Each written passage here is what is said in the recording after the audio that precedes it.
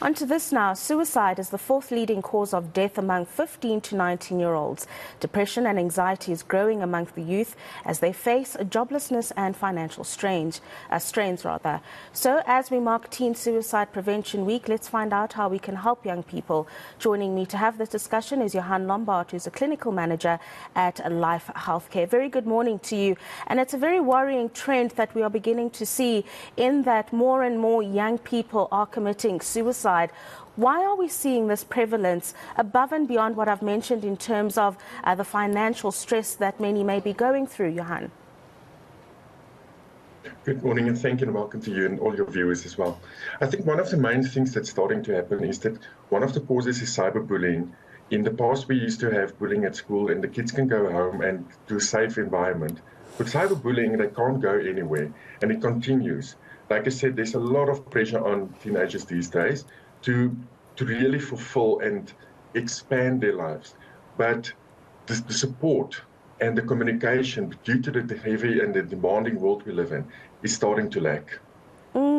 What signs should parents or guardians or teachers or any other caregiver look out for when we are considering or worried that someone or a young person may be suicidal? One of the first things is a change in their behavior patterns, where they suddenly start isolating, not going out with their friends, not doing the usual things that they used to do. There's also a change in their sleeping patterns, where a teenager would suddenly either sleep more than normal, or they will start trying to avoid sleeping. The eating habits changes, the social circle changes. All of these are behavior patterns that you can see when a teenager is at risk. Yeah, and then there's also an interesting stat here, Johan, that black males are more prone to be depressed or suicidal than any other race or gender group. Why is that the case? Once again, there's a lot of stigma still regarding mental health. So people don't talk about it. And especially in some cultures where you just leave it, you ignore it, and the demands for youth is getting more and more. And this is one of the things where asking for help is almost seen as a weakness. That's right. And of course, there are some issues around the cost of mental health illness as well. While the stigma is there about it and we keep quiet, there's also the misconception that it's unaffordable to treat it. And that is one thing that needs to be noted, is that there are ways in which it can be treated without breaking the bank for those who may not necessarily have the funding. Tell us a little bit about the resources that are available for the kind of treatment that young people would need. There's a lot of non-profit organizations that is available, that is a phone call away. So you don't even have to go somewhere. You can pick up the phone, call them. A lot of our government facilities and also in our schools, they're starting to add more and more mental health practitioners like social workers, psychologists, that's available through the school at no additional cost to the parent or to the teenager. So it's really just being aware of what is the resources and then understanding what each of them can do for you. And once again, it's really about talking about it. It's sometimes you don't even need a professional help. You can really go to a family friend, a teacher that can assist and just listen. And a lot of the times just listening and normalizing what the adolescent is going through is what is needed. Yeah, and I mean, those who aren't getting those various resources or access to them, as you've just mentioned, in your facilities in particular, have you seen that there have been a rise in mental health issues amongst young people and suicides ultimately?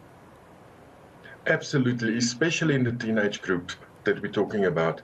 There is so much more where we're starting to see that the kids also, when we went through the COVID pandemic, remember, they also felt the tension in the house when the parents were facing possible loss of income, that the unknown for the future, what is going to happen? So I am now in grade 9, 10, 11. What am I going to do afterwards? We see job losses, we see the unemployment rate. All of these are affecting them. And especially with adolescents who haven't learned all the coping skills. A lot of the times, the anxiety, they don't know what is it that I'm feeling. And that is also manifested in physical symptoms. So, and then just as a final thought from you, Johan, if you could, the ways in which guardians and parents can help teenagers get through everyday life, just as a way to mitigate against the threat of mental health issues and ultimately suicide? The ultimate is always communication. Speak about it, talk about it, ask the difficult questions. And a lot of parents and caregivers avoid the difficult questions because what if the answer is a difficult answer?